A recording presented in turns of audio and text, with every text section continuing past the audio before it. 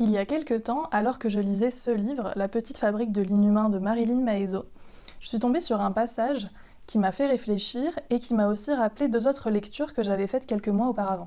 Toutes deux posaient la question suivante: que peut la littérature face à la Seconde Guerre mondiale, et donc plus largement, face à l'horreur, face à l'inhumain. Je vous propose donc aujourd'hui de découvrir ces trois livres et avec eux d'essayer de répondre à cette question délicate.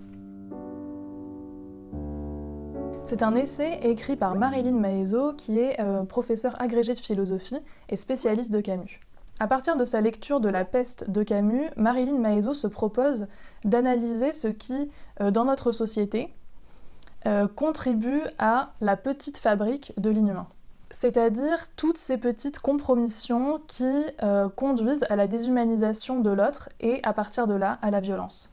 Pour elle, le déni, l'inertie, le langage, la routine font qu'on laisse en fait la porte ouverte à l'inhumain, qui n'est pas que l'énorme, l'effroyable, l'exceptionnel, mais qui se niche dans notre quotidien, plein de petits gestes, plein de petites paroles qui semblent anodines, mais qui en sont en fait d'autant plus insidieuses. Et l'une de ces habitudes qui régissent notre rapport au monde et notre rapport à autrui, c'est le fait de mettre en sourdine ce qui est autour de nous pour nous préserver. Ivres de ce même narcotique, nous parvenons à jouir de la vie sans être en permanence précipités au sol par l'insoutenable pesanteur de la misère humaine. Puisque la pauvreté, les crimes et autres calamités quotidiennes ont l'art de glisser insensiblement à l'arrière-plan, sous l'effet de l'accoutumance. Et pour elle, vous l'aurez compris, tout ça c'est grave parce que ça nous permet petit à petit d'accepter des choses qui sont en réalité inacceptables. De cela, deux échos, deux textes qui se placent au cœur de la Seconde Guerre mondiale et donc à un moment où l'horreur et l'inhumain touchent l'Europe au plus près. Ce sont deux réactions par l'écriture, un essai de Stefan Zweig et un recueil de nouvelles de Vercors. Les pêcheurs du bord de Seine est un court essai écrit par Stefan Zweig en 1941. Étant juif autrichien, je pense qu'il était probablement déjà exilé au Brésil à ce moment-là. Dans ce texte, il établit un parallèle entre ce qu'il appelle temps dramatique, c'est-à-dire la fin du XVIIIe siècle et le début de la Seconde Guerre mondiale. Ce parallèle lui permet de se questionner sur la réaction de l'être humain face à tant de violence et de bouleversements. Selon l'anecdote, les pêcheurs du bord de Seine n'ont pas tourné la tête vers la place de la Concorde où Louis XVI était en train d'être exécuté. Ils étaient uniquement concentrés sur leur petite pêche quotidienne. Et ça, le jeune Zweig, ça le choque. Il se dit, mais comment est-ce qu'on peut ne pas être sensible à ce point à l'histoire qui se joue ? Quelque chose en moi se refusait à considérer qu'une telle indifférence égoïste fût possible en un moment historique. Toutefois, en 1941, lui-même confronté à un moment historique extrêmement violent, il revoit son jugement. Mais il semble que l'histoire ne puisse être vraiment lue et comprise que par celui qui la vit en personne.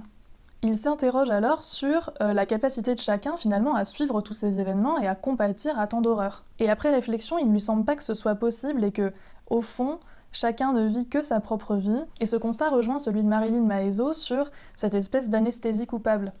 Zweig en a conscience, il parle de honte, mais lui, il n'essaie pas d'analyser les mécanismes sociétaux, mais plutôt ses liens avec la nature humaine. Selon lui, nous ne sommes justement que des hommes, avec un seul cœur, un petit cœur étroit qui ne peut renfermer qu'une certaine dose de malheur. C'est la force qui nous manque, et non la bonne volonté. Ce ne serait donc pas un choix que d'ignorer ce qui se passe et de ne pas compatir à la douleur d'autrui, mais simplement la nature de l'homme, une incapacité essentielle. C'est l'être humain qui serait limité et qui expliquerait cette apparente indifférence à la douleur d'autrui et par là une certaine déshumanisation. Une fois cela posé, que faire ? Comment lier sa pensée à une histoire qui s'écrit dans la violence ? Zweig propose non pas de regarder le présent que de toute façon on ne peut pas appréhender, mais au contraire de regarder vers l'avenir. Au lieu d'attacher notre regard aux ruines d'un monde qui s'écroule, nous essayons d'en construire un nouveau, qui soit meilleur que l'ancien. Face à la tragédie du monde, l'homme peut se concentrer sur ce sur quoi il a prise, le travail, la réflexion sur la nature humaine et la création littéraire et artistique. Tels sont les piliers de l'élaboration d'un monde nouveau. Le second texte est une nouvelle de Vercors intitulée L'impuissance. Elle fait une dizaine de pages et est publiée en 1944 aux éditions de Minuit. Vercors, c'est le pseudonyme d'un dessinateur qui, face à la réalité de l'occupation et le comportement des dirigeants et de ses concitoyens, décide de ne plus publier. À la place, il va créer avec son ami Pierre de Lescure les éditions de Minuit, qui existent toujours, et qui sont des éditions clandestines, dans lesquelles ils vont publier des textes sans compromission. Le tout premier, c'est Le Silence de la mer, qui a donné son titre au recueil et qui est sa nouvelle la plus connue, et qui raconte l'histoire d'un oncle et de sa nièce qui sont obligés de loger un officier allemand et qui vont refuser de lui adresser ne serait-ce qu'un seul mot de tout son séjour. Pour eux, c'est un moyen de rester digne et de résister face à la défaite et à l'occupation. Les éditions de Minuit et Vercors, c'est vraiment un symbole de résistance intellectuelle.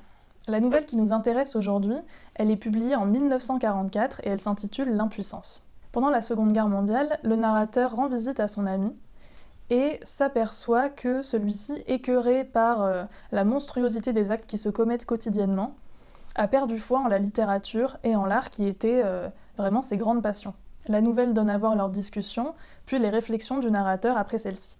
La question au centre de la nouvelle, au fond, c'est pourquoi produire cette hauteur d'esprit, l'art, la littérature, pour finalement en arriver là, à la Seconde Guerre mondiale, à tant d'horreur, en tant qu'humain et en tant que société. Et tu voudrais que je garde tout ça sur mes rayons ? Pourquoi faire ? Pour le soir, converser élégamment avec Monsieur Stendhal, comme jadis avec Monsieur Baudelaire, avec Messieurs Gide et Valéry, pendant qu'on rôtit tout vif des femmes et des gosses dans une église, pendant qu'on massacre et qu'on assassine sur toute la surface de la Terre ? C'est une nouvelle qui m'a laissée hébétée, mais surtout abasourdie par le propos, mais aussi par une certaine solennité qui s'en dégage. J'avais l'impression que c'était une lecture qu'il fallait que je digère avant de pouvoir réellement la penser. Cette nouvelle exhibe l'inhumain, l'horreur, non par des détails crus, mais par finalement l'évocation de faits réels dans le monde dans lequel ils vivent et le monde qui est celui de la France et de l'Europe dans la Seconde Guerre mondiale. Il mentionne notamment le massacre d'Ouradour-sur-Glane, les camps d'extermination, les camps de concentration, la torture, et surtout le fait que la société française y souscrit et y participe. Ce qui est exposé ici, c'est le monstre qu'est l'homme, qui commet tous ces actes atroces, mais aussi le sentiment de honte et d'impuissance de ceux qui ne font rien pour que cela cesse d'arriver. La nouvelle joue avec la réflexivité et des effets de miroir. Au même titre que le narrateur rentre chez lui et réfléchit, le lecteur, après avoir lu la nouvelle, repose son livre et cogite. D'autre part, cette nouvelle parle des limites de la littérature à travers un livre, dont le personnage dénonce l'inutilité et la vanité en cette époque troublée. Que doit-on faire alors du texte que nous lisons ? Quel en est le statut ? Quelle en est la légitimité ? Déjà pour moi, ce texte, c'est un aveu de faiblesse. L'auteur a conscience que ce n'est qu'un texte et que quelque part il est impuissant face à tout ce qui se passe. Car que peut la littérature face à l'horreur ? Malgré tout, cette nouvelle et à travers elle la littérature ne sont pas si passives. Il y a une dimension réflexive, c'est un texte qui s'interroge sur le rôle qu'un texte doit jouer et qui pousse le lecteur à s'interroger lui-même sur ses propres actes. Que fait-il, lui, pour éviter tout ça ? Mais surtout, écrire ce texte, le publier clandestinement et le diffuser, c'est faire acte de résistance. Dans une époque où une partie des intellectuels soutiennent le régime de Vichy pour pouvoir continuer à publier, les textes de Vercors constituent un moyen de sauver la dignité de la littérature française contemporaine. Est-il possible que tous ces éditeurs, sur un seul signe, avant même un seul signe, se soient précipités dans les antichambres afin d'y prendre des ordres, et qu'ils y aient rencontré tant d'écrivains, et encore que les autres n'aient trouvé qu'à se taire ou à parler si bas qu'à peine on put les entendre ? Oui, c'est possible. Cette nouvelle est un refus de complaisance, c'est un acte de résistance, et la littérature, même si elle est limitée, est une réelle forme d'action. Vercors applique une partie des recommandations de Zweig, même s'il n'a probablement pas pu lire le texte, mais laisse de côté l'idéalisme tourné vers le futur. Lui, il choisit de s'inscrire dans le présent, même dans le temps de son écriture. Pour Vercors, la littérature est un acte nécessaire, car sans elle, la réalité serait sans doute trop insupportable. Avec ces deux textes, on voit que bien que la littérature semble souvent dérisoire, elle permet de rentrer en résistance et de construire le monde d'après. C'est un moyen de lutter dans le présent et d'assurer la pérennité des valeurs que l'on veut pour l'avenir. Face à l'inhumain, la littérature constitue un acte d'intégrité et d'espoir. Voilà, c'est tout pour cette petite réflexion. J'espère qu'elle vous aura donné envie de découvrir ces trois textes, et peut-être plus particulièrement le recueil de nouvelles de Vercors, qui, je crois, ne peut laisser personne indifférent. N'hésitez pas à vous abonner, à laisser un pouce, un commentaire, et puis à bientôt.